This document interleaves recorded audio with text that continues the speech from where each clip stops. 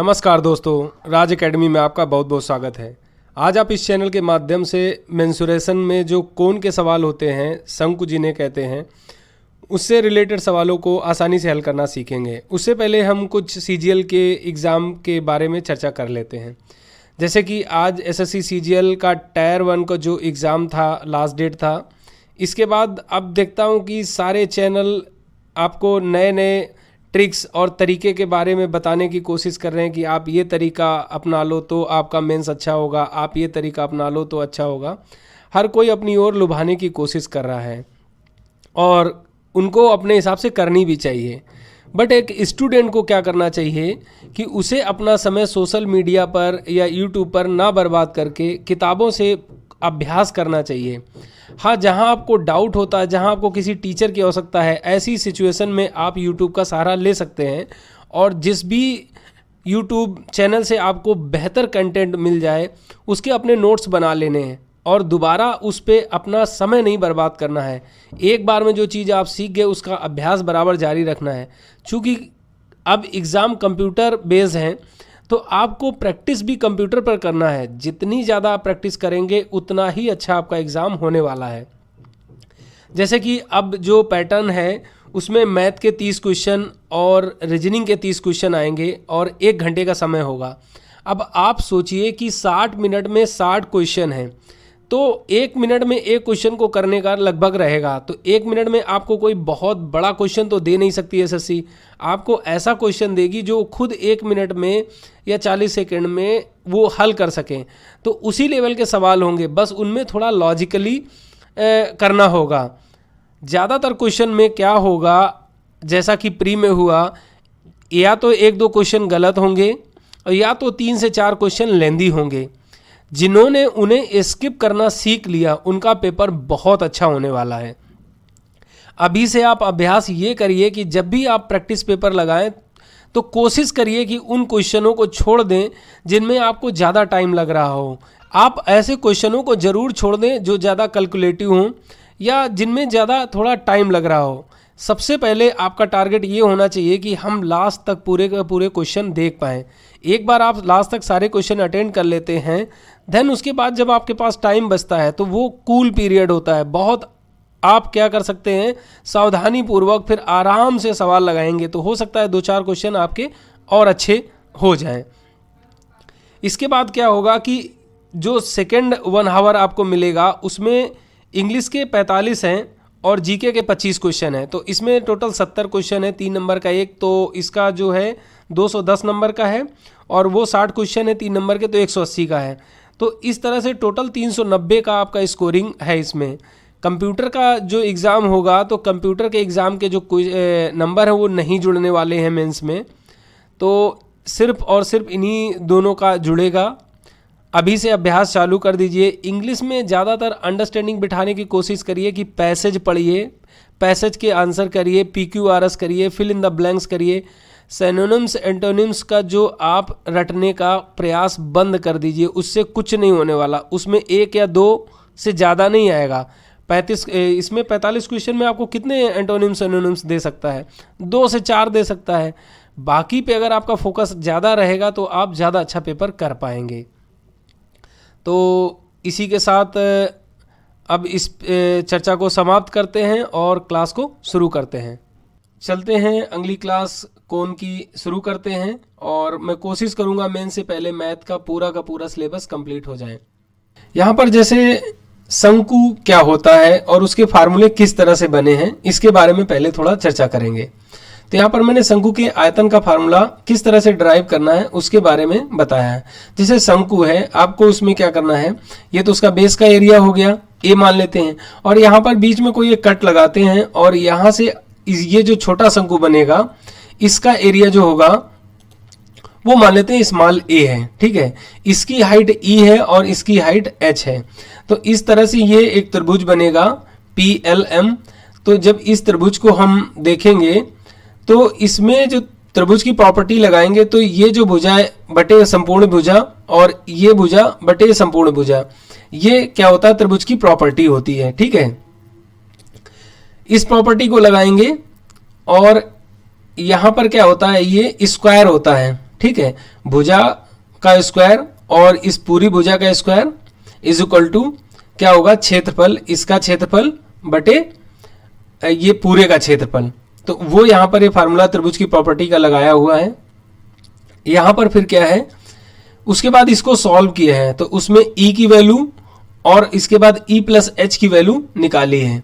क्योंकि यहाँ पर आपको क्या है, e की वैल्यू निकालनी होगी और e प्लस एच की वैल्यू निकालनी है। a के टर्म में आपको वैल्यू इनकी दोनों की निकालनी है। तो ये त्रिभुज की प्रॉपर्टी लगाकर आपको यहाँ से ये वैल्यू निकाल लेनी है।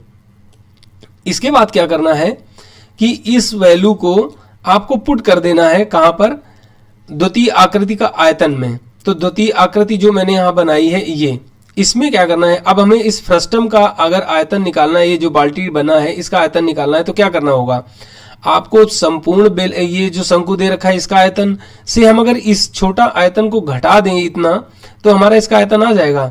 वही मैंने यहाँ पर ये किया हुआ है कि यहाँ पर पूरी आकृति का पूरे शंकु का आयतन माइनस छोटे शंकु का आयतन। आयतन कैसे लिखा है, चूंकि आधार इंटू क्षेत्रफल, आधार का क्षेत्रफल इंटू ऊंचाई, आधार का क्षेत्रफल इंटू ऊंचाई। ठीक, जब मैं इस फार्मूले को लगा करके इसको जब पूरा हल करेंगे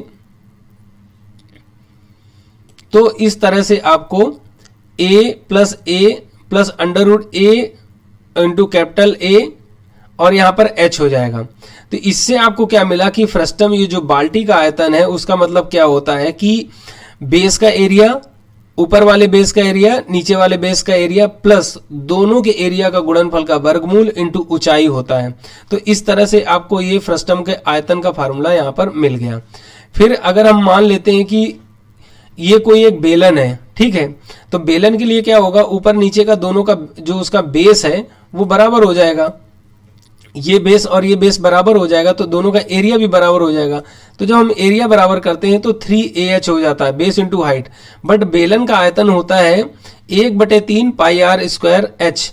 इसका मतलब 1/3 बेस इंटू हाइट होता है। तो इस तरह से जो C का वैल्यू होगा वो 1/3 लिया जाता है, किसमें, कोण के आयतन में। तो इसके अनुसार इसमें हो सकता है आपको उतना अच्छा ना समझ में आया हो, बट इससे आपको एक चीज समझ लेनी है इस फिगर से कि अगर आपको बाल्टी का आयतन पूछता है तो इस तरह की जब बाल्टी होगी उसका आयतन पूछेगा तो बेस का एरिया, ऊपर वाले बेस का एरिया प्लस दोनों बेस एरिया के गुणनफल का वर्गमूल इंटू ऊंचाई होता है। ठीक है, इससे आप इस फार्मूले पे ध्यान दें। बेलन के आयतन का फार्मूला मैं और दूसरे मेथड से भी आपको इसमें बताने वाला हूं। तो अभी इस चीज को याद रखना है, यहां पर त्रिभुज की प्रॉपर्टी लगाना है, E और E प्लस एच का वैल्यू निकालना है। पूरे शंकु के आयतन से छोटे वाले शंकु का आयतन हम घटा देंगे तो हमें इस बाल्टी का आयतन मिल जाएगा। ठीक है, और उसका आयतन का जो फार्मूला हम यहां से ड्राइव किए हैं वो, तो यहां से जो इस बाल्टी का आयतन निकाला है वो क्या हो जाएगा, नीचे वाले बेस का क्षेत्रफल प्लस ऊपर वाले बेस का क्षेत्रफल इंटू दोनों के क्षेत्रफल के गुणनफल का वर्गमूल और उसके बाद टोटल में ऊंचाई से मल्टीपल होगा। तो ये यहां से आपको याद रखना है। ठीक है, तो जहां बाल्टी के सवाल आएंगे वहां इसका इस्तेमाल करना होगा डायरेक्टली। अब अगला देखते हैं। इसमें यहां पर मैंने शंकु का जो आयतन का फार्मूला है वो दूसरे तरीके से बताने की कोशिश की है। ठीक है, यहां जैसे कि आपको एक शंकु है, उसकी ऊंचाई h है, त्रिज्या r है और तिरछी ऊंचाई l है। तो अगर हम इसके बेस का एरिया छोड़ दें और इस शंकु को हम कट करें तो जब कट करेंगे तो कुछ इस तरह की हमें आकृति प्राप्त होगी। अब चूंकि अगर हम यहां पर देखें कि नीचे की जो आकृति है यहां से हमको क्या मिलेगा, ये पूरी परिधि होगी एक सर्किल की, तो इसको क्या हो जाएगा, टोटल 2πr हो जाएगा। तो ये लंबाई जो नीचे की है काटने के बाद में 2πr हो जाएगी। यल जो आपका जब आप काटेंगे तो यल तो साइड में ही रहेगा, तो इस तरह से साइड में यल हो गया। तो इस तरह से एक ये वृत्त का छोटा सा वृत्त खंड आपको एक कोण को काटने पर निकल कर आएगा। अब आपको क्या करना है, वृत्त का चाप क्या होता है, 2πr थीटा अपान 360 होता है। अब चूंकि यहां पर हम r जो है वो l लेंगे, ठीक है, चूंकि वृत्त में यहां पर त्रिज्या l हो गई इसके लिए, तो यहां पर 2πl थीटा अपान 360 होगा। 360 डिग्री को जब हम रेडियन में बदलेंगे तो 2π हो जाता है। तो इस तरह से 2πr इज इक्वल टू, अब मैंने यहाँ पर 2πr क्यों लिख दिया, चूंकि वृत्ताकार चाप, तो वृत्ताकार चाप BC कितनी है, 2πr है, और 2πr इक्वल टू क्या होगा, इसके अनुसार 2πl थीटा अपान 360। तो यहाँ 360 की वैल्यू मैंने क्या रख दी, 2 पाई रख दी, तो 2 पाई से 2 पाई कट गया, तो EL थीटा का मान जो है 2 पाई आर आ गया। ठीक है, एक चीज आपने यहां से निकाल ली। दूसरा क्या है, वृत्तखंड का क्षेत्रफल होता है, तो वृत्तखंड का क्षेत्रफल का फार्मूला जब लगाएंगे तो पाई आर स्क्वायर थीटा पान 360 होगा। अब चूंकि आर की जगह पर एल है तो पाई एल स्क्वायर थीटा पान 360 हो गया। यहां पर 360 की वैल्यू रख दी 2 पाई, यहां पे इसके बाद pi L into L theta, L theta की वैल्यू हमने यहां पर क्या निकाली, 2 पाई आर। तो इस तरह से जब हम 2 पाई आर यहां पर वैल्यू रखेंगे तो 2 पाई से 2 पाई कट जाएगा, और इसका जो क्षेत्रफल का फार्मूला होता है पृष्ठीय क्षेत्रफल का, इस तरह से पाई आर एल आता है। ठीक है, अब जब संपूर्ण पृष्ठीय क्षेत्रफल की बात करेगा तो हम उसके क्या करेंगे, बेस का भी एरिया ले लेंगे, क्योंकि बेस इसका एक सर्किल होता है, तो सर्किल का एरिया क्या होगा, पाई आर स्क्वायर प्लस पृष्ठीय क्षेत्रफल कितना हो गया, पाई आर एल। तो इसको जब कॉमन लेंगे पाई आर, तो पाई आर कोष्टक में आर प्लस एल जो भी यहां पर होगा मीटर स्क्वायर में उसकी यूनिट हो जाएगी। ठीक, तो इस तरह से इसका हम एरिया का फार्मूला डेराइव करते हैं। अब इसमें हम इसका दूसरा देखते हैं। तो अभी हमने क्या किया, शंकु का पृष्ठीय क्षेत्रफल और उसका संपूर्ण क्षेत्रफल किस तरह से निकालते हैं उसके फार्मूले को हमने डेराइव किया। अब यहाँ पर शंकु के आयतन का फार्मूला हम इंटीग्रेशन से डेराइव करेंगे। जैसा कि मान लेते हैं ये कोई शंकु दे रखा है आपको, और इसमें आपको क्या है कि यहाँ पे कोई एक छोटी सी आपने स्ट्रिप ये यहाँ पर इस तरह से कट की। ठीक है, ये क्या हो गया, एक सर्किल हो गया। ठीक, इसके लिए तो यहाँ पर क्या हो गया, एक ये छोटा शंकु आपका रेडी हो गया। अब हम मान लेते हैं कि यदि ये जो इसकी चौड़ाई जो होगी, इसकी जो चौड़ाई होगी, ये जो सर्किल बनाया है, सर्किल ने बना के एक बेलन मान लेते हैं। ठीक है, तो इसकी चौड़ाई मान लेते हैं DH है, जो कि एकदम नगण्य है, ना के बराबर है। ठीक है, तो जब इसको हम बेलन मान लेंगे तो बेलन का आयतन क्या होगा, तो इसका जो आयतन भी नगण्य होगा, तो dV इक्वल टू क्या होगा, पाई आर स्क्वायर H होता है। तो R तो इसकी मैंने त्रिज्या मान ली, तो उसका R स्क्वायर हो गया। अब चूंकि H यहाँ पर क्या है, DH मान लिया, जो कि एकदम नगण्य वैल्यू है। ठीक है, अब इसके बाद यहां पर हम क्या करेंगे, एक दूसरी प्रॉपर्टी जो त्रिभुज की होती है वो यहां पर हम लगा देंगे। तो त्रिभुज की प्रॉपर्टी जब हम लगाएंगे इसमें, तो इस तरह से हमारा एक त्रिभुज बना है। ठीक, तो यहां पर इसकी जो त्रिज्या है ये स्मॉल आर है, ये वाली त्रिज्या स्मॉल आर है, ये कैपिटल आर है यहां पर। ठीक है, ये जो हाइट है टोटल कैपिटल एच है, और ये जो हाइट है वो स्मॉल एच है। ठीक है, तो इस तरह से मैंने, तो ये जब यहां पर ये जो प्रॉपर्टी लगाओगे इसमें त्रिभुज की, तो क्या होता है, ये वाली भुजा बटे ये समरूप त्रिभुज का जो यहां पर प्रॉपर्टी लगाएंगे, तो स्मॉल भुजा बटे इसके सापेक्ष वाली ये भुजा, और ये वाली हाइट बटे इसकी इसी के सापेक्ष जो हाइट है वो लिखेंगे। तो इस तरह से मैंने यहां पर वो चीज दिखाई हुई है। इसके बाद क्या करेंगे, हम स्मॉल आर फाइंड आउट कर लेंगे। ठीक है, यहां से क्या करेंगे, स्मॉल आर फाइंड आउट करेंगे। अब स्मॉल आर निकालने के बाद में क्या करेंगे, हम ये जो यहां पर dV इक्वल टू निकाला था, यहां पर स्मॉल आर की वैल्यू रख देंगे इससे। अब स्मॉल आर की वैल्यू रखने के बाद क्या करेंगे, इसको हम इंटीग्रेट कर देंगे। तो dV को जब इंटीग्रेशन करेंगे तो ये V हो जाएगा। इस तरफ जब इंटीग्रेशन करेंगे, तो अब इंटीग्रेशन किसके सापेक्ष कर रहे हैं, तो हम क्या कर रहे हैं, इसकी ये जो ऊंचाई है इसके सापेक्ष कर रहे हैं। ठीक है, कि हम 0 से h ऊंचाई तक ले गए, तो हमें इसकी कंप्लीट ऊंचाई निकालनी है। ठीक, तो हम क्या करेंगे, 0 से h, चूंकि हमने क्या किया, इसके ऊंचाई के सापेक्ष ही ये नगण्य हमने यहां पर इसकी जो हाइट है वो मानी हुई है।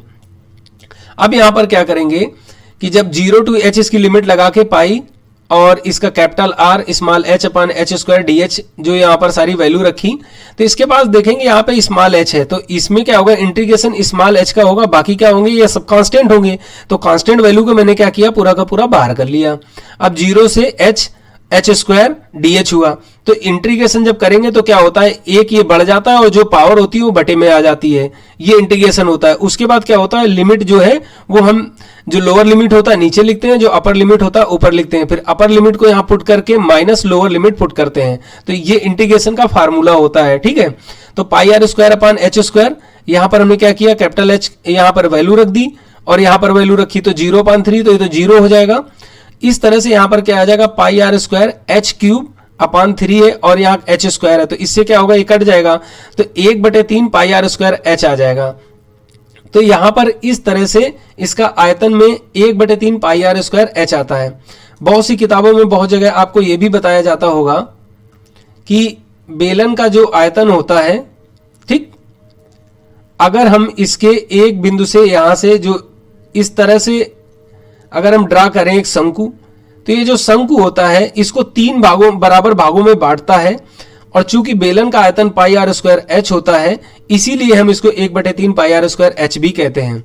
ये प्रैक्टिकली संभव है, अगर यदि आप प्रैक्टिकल करेंगे तो ये चीज बिल्कुल ट्रू होती है, ठीक है।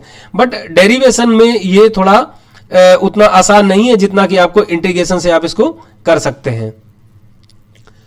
तो अब यहां पर आपको इस तरह से जो बाल्टी का आपको आयतन कैसे निकालेंगे वो बता दिया, इसके बाद इसका पृष्ठीय क्षेत्रफल और संपूर्ण क्षेत्रफल बता दिया, और यहां पर मैंने इसके आयतन का फार्मूला किस तरह से डराइव किया जाएगा उसके बारे में बता दिया। जब आप एक बार ऐसी चीजों को खुद अपने करेंगे, हाथ से प्रैक्टिस करेंगे, तो ये फार्मूले आपको रटने नहीं पड़ेंगे, ये सारे के सारे हमेशा के लिए आपको याद रहेंगे। अब चलते हैं इसमें कुछ सवाल लगाते हैं। जैसे यहां पर क्वेश्चन नंबर फर्स्ट दे रखा है, ठीक है। तो अब इसमें क्या कह रहा है, कह रहा है एक लंबवृत्तीय शंकु।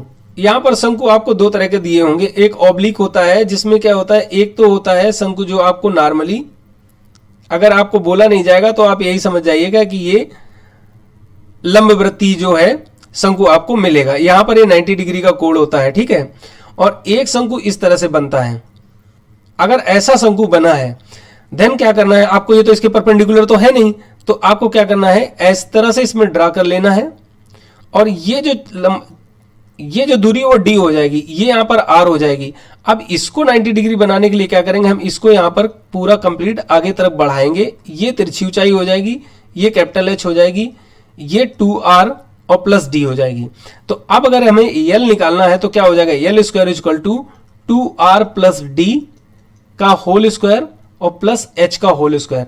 इसी से आपको हाइट भी निकल आएगी, इसकी तिरछी ऊंचाई भी निकल आएगी, त्रिज्या भी निकल आएगी। तो इस तरह से इस फार्मूले का इस्तेमाल करेंगे। बहुत कम सवाल इस तरह के आपको एग्जाम में आएंगे, मगर फिर भी अगर आए तो आप किस तरह से उसे करेंगे ये मैंने यहां पर आपको बता दिया। अब इस सवाल को देखते हैं। इस सवाल में आपको दे रखा है कि व्यास उसका 16 मीटर है, ठीक। इस सवाल में यहाँ पे इसका आपको व्यास जो दे रखा है, एक लंबवृत्तीय शंकु का व्यास जो दे रखा है वो 16 सेंटीमीटर दे रखा है। आपको आराम से एग्जाम में सवाल को पढ़ना है। कभी कभी क्या होता है, पढ़ने में अगर गड़बड़ी हुई, व्यास दे रखा है, आप त्रिज्या मान के सवाल लगाने लगे तो आपका सवाल गलत हो जाएगा। तो ध्यानपूर्वक सवाल को ध्यानपूर्वक पढ़ना है, उसके बाद लगाने में आप अपनी स्पीड दिखा सकते हैं। यहां पर व्यास दे रखा है 16, तो क्या हो जाएगी, यहां पर त्रिज्या 8 हो जाएगी। इसके बाद क्या है, ऊंचाई दे रखी है आपको 15, तो आप यहां 15 ऊंचाई लिख लेंगे। जैसा कि अभी मैंने आपको बताया ये राइट एंगल होता है यहां पर, ठीक है। तो राइट एंगल होगा, ये क्या हो गया, इसका बेस हो गया, ये क्या हाइट हुआ, ये एल हो जाएगी। तो जब यहां पर हम इसको इस तरह से इसका कर्ण निकालेंगे तो कर्ण निकालने के लिए क्या हो जाएगा, हाइट का स्क्वायर प्लस बेस का square is equal to L square हो जाएगा ये। तो इसका करेंगे तो 225 और प्लस इसका 64, तो कितना हो गया, 289 हुआ, एल स्क्वायर इक्वल टू, तो यहां पर 17 289 होता है। तो जो एल निकलेगी वो कितना आ जाएगी, 17 सेंटीमीटर आ जाएगी। तो इस तरह से बहुत आसानी से आप लगा सकते हैं, इसका आंसर बी हो जाएगा। एक बार आपको बेस अच्छे से पता है तो ये मुंह जवानी इस तरह के सवाल आप लगा लेंगे। एग्जाम में इस तरह के सवाल बिल्कुल नहीं आने वाले हैं, थोड़ा सा आपको जरूर घुमाकर ही पूछेगा, ठीक है। तो जब बेस आप पता होगा, बेस पे प्रैक्टिस कर रखेंगे तो वो घुमा के पूछेगा, तो उसका भी आप आंसर आसानी से दे पाएंगे। अगला सवाल देखते हैं। जैसे इसमें कह रहा है एक लंबवृत्तीय शंकु की तिरछी ऊंचाई 17 सेंटीमीटर है, त्रिज्या 8 है, तो शंकु की ऊंचाई क्या होगा। अब इस सवाल को लगाने के लिए आपको क्या करना होगा, आपको क्या दे रखा है, तिरछी ऊंचाई एल दे रखी है 17, ठीक। यहां से आप इसको राइट एंगल बना लेंगे। यहां पर त्रिज्या दे रखी 8, अभी आपने पिछला सवाल लगाया उसमें 17 ये निकाली थी, ये 8 है तो ये कितनी हो जाएगी, 15 हो जाएगी ना। जब आप प्रैक्टिस करेंगे तो ये डायरेक्ट इस तरह के सवालों में आंसर मार सकते हैं। तो इसका आंसर क्या हो जाएगा, ए हो जाएगा। अगला सवाल देखते हैं। इसमें कह रहा है एक शंकु के आकार की आकृति के आधार का व्यास 20 सेंटीमीटर है। यहां पर एक शंकु दे रखा है और इस शंकु का जो आधार का व्यास दे रखा है 20, इसका मतलब ये 10 सेंटीमीटर दे रखी है आपको त्रिज्या इसकी। इसके बाद कह रहा है ऊंचाई आपको 24 दे रखी है। वक्र पृष्ठ का क्षेत्रफल पूछ रहा है। वक्र पृष्ठ का क्षेत्रफल अभी आपने निकाला क्या होता है, पाई आर एल। आपको एल फाइंड आउट करनी है। तो इसके लिए क्या करेंगे, चूंकि राइट एंगल है तो इसका स्क्वायर प्लस इसका स्क्वायर बराबर इसका स्क्वायर होगा। तो जब 24 का स्क्वायर करेंगे तो कितना होता है, 576 होता है, और प्लस 10 दाम 100, तो ये बराबर हो गया एल स्क्वायर। तो ये हो जाएगा 676 बराबर एल स्क्वायर। तो ये कितना होता है, 26 का होता है, तो एल स्क्वायर बराबर 26 हो गया। तो यहां पर आपको एल बराबर 26 हो गया। तो ये आपको निकल के आ गया। आर आपको पता है, तो पाई आर एल में जब वैल्यू रखेंगे तो पाई इंटू 10 इंटू 26 तो बराबर कितना आ जाएगा, 260 पाई मीटर स्क्वायर आ जाएगा। तो इस तरह से थोड़ा सा आप क्वेश्चंस को टफ करते हैं, और यदि आपको फार्मूले अच्छे से आपने खुद प्रैक्टिस करके डराइव किए हैं तो हमेशा याद रहेंगे और इन सवालों को आप बहुत कम समय में आसानी से लगा पाएंगे। तो इसका आंसर जो है इस तरह से ए हो जाएगा। अगला सवाल देखते हैं। इसमें कह रहे हैं एक शंकु के आकार की आकृति के आधार का व्यास 12 मीटर दे रखा है। जो आधार का व्यास है वो 12 मीटर दे रखा है और उसकी ऊंचाई जो है 8 मीटर है। तो संपूर्ण पृष्ठीय क्षेत्रफल पूछ रहा है। पिछले में आपने क्या निकाला, उसका वक्र पृष्ठीय क्षेत्रफल निकाला। अब यहां पर क्या पूछ रहा है आपसे, संपूर्ण पृष्ठीय क्षेत्रफल। इसके लिए आपको क्या करना होगा कि यहां पर व्यास दे रखा है 12, तो इसका मतलब ये 6 हुआ, ऊंचाई है ये 8। आपने देखा कि ये राइट एंगल बनता है, ये 8 है ये 6, तो इन दोनों के स्क्वायर का हम जब जोड़ेंगे तो कितना होगा, 88 64 6 36, तो कितना हुआ 100 हुआ, और 100 का वर्गमूल निकालेंगे तो कितना हो गया 10। इस तरह से इसको आप मुंहजबानी कर सकते हैं। अब आपको क्या करना है कि संपूर्ण पृष्ठीय क्षेत्रफल में क्या होता है, इस बेस का एरिया होता है। तो बेस का एरिया बोले तो pi r square plus pi r l. तो इसमें क्या था, पाई आर कॉमन लेकर के हमने आर प्लस एल लिखाया था। यहां पर वैल्यू रख दीजिए, चूंकि पाई में दे रखा तो पाई को हमें कैलकुलेट नहीं करना है, यहां 6 हो जाएगा। और इसमें जब इन दोनों को जोड़ेंगे तो कितना हो जाएगा, आर प्लस एल 16 हुआ, तो 16 छक्का 96 96 पाई मीटर स्क्वायर इसका मान हो जाएगा। तो इस तरह से इसका आंसर जो होगा वो सी हो जाएगा। ठीक, अगला सवाल देखते हैं। इसमें कह रहा है 3 मीटर ऊंचे एक शंकु के आकार की आकृति के लिए कितने वर्ग मीटर किरमिच की आवश्यकता होगी, जिसमें 1.5 मीटर लंबा लड़का केंद्र से 2 मीटर की दूरी पर सीधा खड़ा हो सके। अब देखो उससे थोड़े से अच्छे सवाल, इस तरह के सवाल जो हैं आपके एग्जाम में आ सकते हैं। आपने क्या किया, इस तरह से एक शंकु बना लिया। यहां पर आपको जो एक किरमिच की जरूरत पूछ रहा है कितनी पड़ेगी, तो ये वक्र पृष्ठीय क्षेत्रफल पूछ रहा है आपसे, ठीक है ना। यहां पर क्या है कि इस तरह से कोई लड़का यहां पर खड़ा है, ये आपका सेंटर है इसका, और यहां से आपने क्या किया, ये राइट एंगल ट्राइंगल बना लिया। अब यहां पर ये जो दे रखा है कि लड़का कितना लंबा है 1.5, तो ये जो है 1.5 है। यहां पर आपकी इसकी ऊंचाई जो शंकु की है वो कितनी है, वो 3 दे रखी है।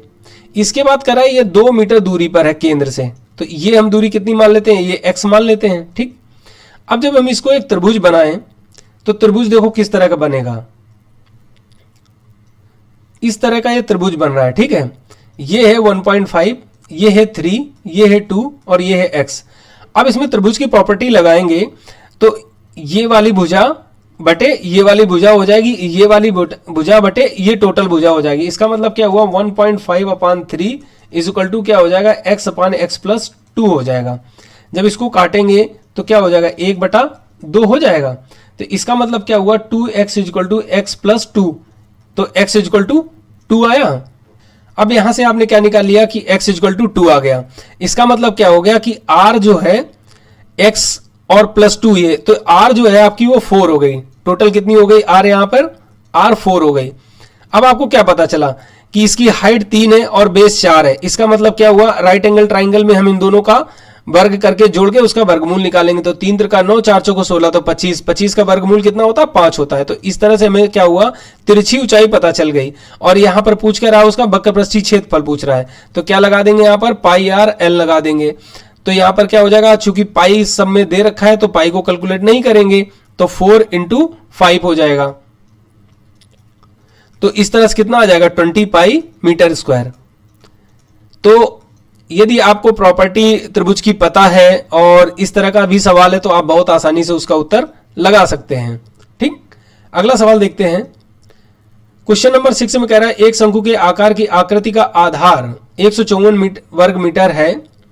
यदि उसमें 12-32 मीटर हवा हो तो उसके लिए कितने वर्ग मीटर किरमिच की आवश्यकता होगी। इसमें क्या है, वक्र पृष्ठीय क्षेत्रफल पूछ रहा है, बेस का एरिया आपको दे रखा है। तो आपको क्या करना है, जब बेस का एरिया दे रखा है तो इससे क्या करेंगे, हम इसकी त्रिज्या फाइंड आउट कर लेंगे। ठीक, यहां से क्या करेंगे, बेस के एरिया से हम इसकी त्रिज्या फाइंड आउट कर लेंगे। इसके बाद क्या है, जो वॉल्यूम दे रखा है तो वॉल्यूम में जब हम त्रिज्या रखेंगे तो वहां से क्या मिल जाएगी, हाइट मिल जाएगी हमें। जब हाइट और इसकी जो रेडियस मिल जाएगी तो हम इससे इसका एल निकाल लेंगे। जब एल निकाल लेंगे तो उसके बाद पाई आर एल का फार्मूला लगा करके इसको हम लगा लेंगे। तो इस तरह से इसको आप अभ्यास करें और खुद लगाएं, जिससे कि आपकी भी साथ साथ प्रैक्टिस होती रहे। अगला सवाल देखते हैं। इसमें कह रहा है एक शंकु के आकार के टेंट जिसके आधार की त्रिज्या 8.5 मीटर है, उसकी ऊंचाई 3.5 मीटर है, इस टेंट के अंदर कितनी बोरी अनाज खोलकर रखा जा सकता है यदि एक बोरी अनाज के लिए 1.96 मीटर क्यूब स्थान की आवश्यकता है। मतलब देखिए, एक बोरी के अनाज का आयतन यहां पर दे रखा है, हमें क्या करना है, टोटल आयतन उस शंकु का निकाल लेना है, तंबू का, जिसके अंदर हमें सारा अनाज रखना है। तो कितनी बोरी अनाज रख सकते हैं वो यहां पर बात हो रही है। चूंकि ऊंचाई इसकी कितनी दे रखी है, 3.5 मीटर, और यहां से आपको त्रिज्या दे रखी है 8.4 मीटर। अब आपको क्या करना है, शंकु का आयतन का फार्मूला लगा देंगे। तो 1/3 पाई आर स्क्वायर और एच। ठीक, इसके बाद क्या करेंगे, इसको हम डिवाइड कर देंगे किससे, 1.96 से। अब देखो यहां पर 1 दशमलव हटा देंगे, 1 दशमलव इसका हटा देंगे, और तो इसका 2 का दशमलव हट गया। ठीक, अब इसको काटिए तो 12 सत्ते 84 होता है, तो ये 12 आया, 3 चौको 12, 4 आया। अब इस 4 से इसको काट दीजिए तो क्या हो जाएगा, 4 चौको 16, 4 9 36 आया। फिर इसको 7 से काटिए तो 7 12 सत्ते 84 और ये 7 सत्ते 49 आ जाएगा। फिर 7 से इसको काटेंगे तो 7 पना 35 होता है, तो 0.5 हो जाएगा। तो इसको करेंगे तो 12 पंचे 60, तो 6.0 आया। अब इसको 22 से गुणा करेंगे तो 6 दूनी 12, 6 दूनी 12 1 13। तो इस तरह से देखिए कितना निकल के आया, 132 बोरी। तो 132 बोरी अनाज इसके अंदर रखा जा सकता है खोल करके। ठीक है, तो इसका आंसर क्या हो जाएगा, ए हो जाएगा। अगला सवाल देखते हैं। इसमें कह रहा है एक बाल्टी के सिरों की त्रिज्या 14 सेंटीमीटर और 7 सेंटीमीटर है, इसकी ऊंचाई 12 सेंटीमीटर है, तो उसकी धारिता क्या होगी। यहां पर देखो आयतन पूछा है। अभी जो मैंने फर्स्ट इसको शुरू करने से पहले जो मैंने फार्मूला डराइव कराया था, उसमें मैंने इसका फार्मूला बताया था आपको, बहुत आसान सा। उसी फार्मूले को आप डायरेक्ट इसमें लगाएंगे। यदि आप डराइव करेंगे तो आपको हमेशा याद रहेगा फार्मूला, और बहुत आसानी से आप इसको लगा पाएंगे। फार्मूला क्या था कि बेस का एरिया प्लस अपर बेस का एरिया दोनों का, ठीक है, और इन दोनों के एरिया के गुणनफल का वर्गमूल इनटू हाइट था। ठीक, क्या था यहां पर, a plus small a plus under root a into a, और यहां पर h था, और ये 1/3 होगा। ठीक, ये इसका फार्मूला होता है। अब यहां पर क्या है कि सारी वैल्यूज जो है आप रख दीजिए। 1/3 बेस का एरिया, बेस का एरिया के लिए बेस की त्रिज्या कितनी दे रखी है, 14, और इसकी त्रिज्या कितनी दे रखी है, 7, और ये दे रखा है 12। यहां पर इसका जब एरिया निकालेंगे तो क्या होगा, पाई आर स्क्वायर, मतलब 14 का स्क्वायर, यहां पर पाई 7 का स्क्वायर हो जाएगा। अब देखो यहां पर क्या होगा, दोनों का एक एक पाई होगा तो पाई बाहर कर लें, और जब इन दोनों का गुणा करेंगे, स्क्वायर में है चूंकि पाई आर स्क्वायर होता है, तो इनको एक एक बार हम लिख सकते हैं। तो क्या हो जाएगा, 7 × 14, और हाइट कितना है यहाँ पर, 12। अब इसको पूरा कैलकुलेट करना है आपको। पाई पूरे में कॉमन आ रहा है, तो 1/3 पाई कॉमन कर लीजिए, तो ये हो जाएगा 196, ये हो जाएगा 49, और ये हो जाएगा 64 98, और यहाँ पर आपका 12 है। इससे आप इसको कट कर दीजिए तो 3 चौको 12 आ गया। अब 9 8 17, 3 20, 3 23 हुआ। अब यहाँ पर 9 2 11, 11 4 15, और 15 9 24, और यहां पर कितना है, 1 और 2 1 3। इसके बाद हम क्या करेंगे, पाई का मान रख देंगे। चूंकि यहां पर पाई की वैल्यू पाई में नहीं दी है, इसका मतलब पाई की वैल्यू रखनी होगी। ठीक है, तो यहां पर 4 का मल्टीपल रहेगा ये। ठीक, अब इसको काटिए तो कितना होगा, 7 चौक 28 और 7 नमा 63। अब इन सबका गुणा करना है, तो यहां पर क्या करेंगे, 49 × 88 कर देंगे, चूंकि 22 चौक 88 है। अब 9 8 72, और 8 चौक 32 7 39। यहां पर क्या हो जाएगा, डायरेक्ट 392 फिर लिख देंगे, तो 2 9 2 11, और 9 3 12 1 13, और 3 1 4। तो इस तरह से जो इसका आंसर हो जाएगा 43 12 सेंटीमीटर क्यूब होगा। तो इस तरह से आंसर इसका डी हो जाएगा। तो यदि आपको फार्मूला याद है तो आप बहुत आसानी से इसको लगा पाएंगे, नहीं तो आपको दिक्कत हो जाएगी। अब चूंकि इसे रटना मुश्किल है, मगर आसानी से आप अगर इसको समझ लेंगे तो आसान रहेगा कि बेस का एरिया, अपर बेस का एरिया, लोअर बेस का एरिया और दोनों एरिया के गुणनफल का वर्गमूल, यहां पर 1/3 रहेगा और इंटू 12 हो जाएगा। ठीक, अगला सवाल देखते हैं। इसमें कह रहा है एक वृत्त जिसकी त्रिज्या 9 सेंटीमीटर है का त्रिज्यखंड केंद्र पर 120 डिग्री का कोण बनाता है। त्रिज्यखंड को इस प्रकार मोड़ते हैं कि दोनों सीमांत त्रिज्याएं एक दूसरे से जुड़ जाएं। इस प्रकार बने शंकु का आयतन क्या होगा? जब मैंने शंकु के आयतन के फार्मूले को डराइव कराया था तो शंकु को काटा था तो उसे एक त्रिज्यखंड तैयार हुआ था। यहां पर वही बात कह रहा है कि आपको क्या कह रहा है, त्रिज्यखंड दे रखा है। ठीक है, यहां पर वो क्या है, 120 डिग्री का कोण बना रहा है। ठीक है, इसकी त्रिज्या जो है वो 9 दे रखी है और इस तरह से ये त्रिज्यखंड है। अब इस चाप के बारे में आपको नहीं पता है तो अब क्या करेंगे, हम चाप निकालेंगे तो ए बी बराबर क्या हो जाएगा, 2 पाई आर, आर यहां पर 9 है, इंटू थीटा बटे 360। तो जब इसको काटेंगे तो 1/3 आया, तो यहां से 3 का 9 मतलब कितना आया, 6 पाई। ये किसके बराबर है, ए बी के। ठीक, अब जब हम इसको क्या करेंगे, अब जब इसको हम एक कोण बनाते हैं तो कोण बनाने में किस तरह का कोण बनेगा वो देखते हैं। ये आपने क्या किया, इसको एक कोण बना दिया। तो अभी जो ये नीचे का ए बी पोर्शन है ये अभी भी ए बी ही पोर्शन है, मगर अभी क्या हो गया, एक सर्किल में तब्दील हो गया। ठीक, यहां पर क्या होगा कि इसकी जो ये त्रिज्या थी इसमें, वो यहां पर इसकी तिरछी ऊंचाई हो जाएगी। ठीक, चूंकि इसी के सापेक्ष क्या करना है, हमें फोल्ड करके ए और बी को जोड़ना है। अभी हमारा ए और बी दोनों पॉइंट इधर पर हो गया। ठीक, हमने यहां पर जोड़ दिया इसको। तो अब क्या करना होगा कि यहां पर जो इसके लिए 2 पाई आर होगा, 2 पाई आर इज इक्वल टू, वो किसके बराबर होगा, 6 पाई के होगा। ये 6 पाई मैंने ए बी ही तो लिया है, तो वो ए बी यहां पर सर्किल में तब्दील हो गया, तो दोनों को मैंने बराबर कर दिया। अब क्या होगा, पाई से पाई कट जाएगा और 2 3 6, तो इस तरह से आर बराबर आपका 3 निकल गया है। तो यहां से आपको त्रिज्या पता चल गई कि इसकी जो त्रिज्या होगी वो 3 हो जाएगी। ठीक, इसकी यहां तिरछी ऊंचाई आपको 9 दे रखी है, हाइट आप बहुत आसानी से निकाल लेंगे। तो यहां क्या होगा, कर्ण का स्क्वायर माइनस बेस का स्क्वायर बराबर क्या हो जाएगा, इसकी हाइट हो जाएगी। तो यहां क्या हो जाएगा, 81 minus 9 is equal to H square हो जाएगा। तो यहां पर एच बराबर जो हो जाएगा 6√2 आ जाएगा। ठीक, क्यों, 72 हुआ तो 36 दून 72 होता है, और 6 का जब वर्ग करें 36 होता है 6 का वर्ग, तो 6 तो बाहर आ जाएगा और √2 हो जाएगा। ठीक, तो हाइट जो है आपको इतनी मिल गई। अब क्या करना है, तो कह रहा है इसका आयतन बताइए। तो अब इसके लिए आयतन आपके लिए बहुत आसान हो गया, क्योंकि 1/3 पाई आर स्क्वायर, तो आर यहां पर 3 है तो 3 का होल स्क्वायर इंटू एच कितना है, 6√2 हुआ। अब देखो 3 से ये 3 कट गया, तो 6 18√2 पाई सेंटीमीटर क्यूब इसका आंसर हो जाएगा। तो इस तरह से इसका आंसर जो है वो डी हो जाएगा।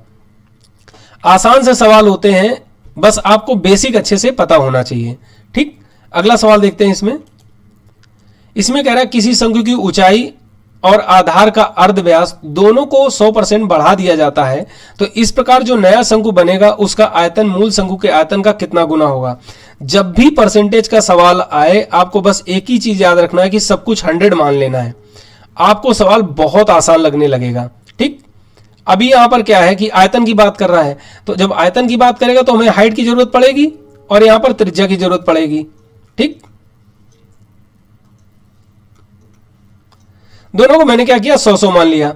अब यहां पर इसका फार्मूला क्या होता है आयतन का, 1/3 पाई आर स्क्वायर एच। ये हमारा कांस्टेंट है तो इस वैल्यू की हमें जरूरत नहीं पड़ेगी, हमें वैल्यू केवल इतनी चेंज होने वाली है। तो यहां त्रिज्या कितनी है, 100, तो इसका स्क्वायर कर देंगे और यहां एच का स्क्वायर कर देंगे। सवाल हमसे क्या कर रहा है, यहां पर एच ही रहेगा। सवाल हमसे कह रहा है कि इसको क्या कर रहा है, 100% बढ़ा दे रहा है, मतलब 2 गुना कर दे रहा है। तो आप क्या करो, इसको 200 कर दो, और कह रहा है हाइट को भी 2 गुना कर दे रहा है, 100% बढ़ा दे रहा है, तो इसको भी 200 कर दिया आपने। तो आप देखो यहां पर क्या आएगा, 2 का स्क्वायर, यहां पर 2 का, यहां पर 2 हो जाएगा, यहां पर 100 का स्क्वायर और इंटू यहां पर 100 हो जाएगा। ये किसका है, ये पहले वाले का आयतन दे रखा है, तो यहां पर कितना हो जाएगा, 2 दूनी 4 दूनी 8, तो इसका ये 8 गुना हो गया। तो आंसर कितना आसान हो गया, इसका आंसर ए हो जाएगा। तो जब भी प्रतिशत का सवाल दिया हो आपको ध्यान देना है कि 100 पर चलना है। तो इसी के साथ आज आपका मैंने कोण भी फिनिश कर दिया। इसके बाद हम इसमें गोला पढ़ेंगे और फिर तीनों से रिलेटेड जो सवाल आते हैं उस तरह के सवालों को जानेंगे। एग्जाम में बहुत ज़्यादा टफ क्वेश्चन नहीं आने वाले हैं, मेंस में भी जिस तरह से प्री हो रहा है इसी तरह का ही रहेगा, थोड़ा बहुत चेंजेस होगा। बट ये है कि उसमें कुछ क्वेश्चन, 2-4 क्वेश्चन आपको या तो गलत या तो बहुत ही लेंदी जरूर मिलेंगे, जो आपका पूरा का पूरा जो एग्जाम को सॉल्व करने का तरीका है उसको पूरा डिस्टर्ब कर सकता है। इसलिए अभी से आप प्रैक्टिस करिए जितना हो सके और ऐसे क्वेश्चनों को छोड़ने का अभ्यास करिए, आपका बहुत अच्छा स्कोरिंग होगा। तो इसी के साथ इस क्लास को समाप्त करते हैं, मिलते हैं अगली क्लास में।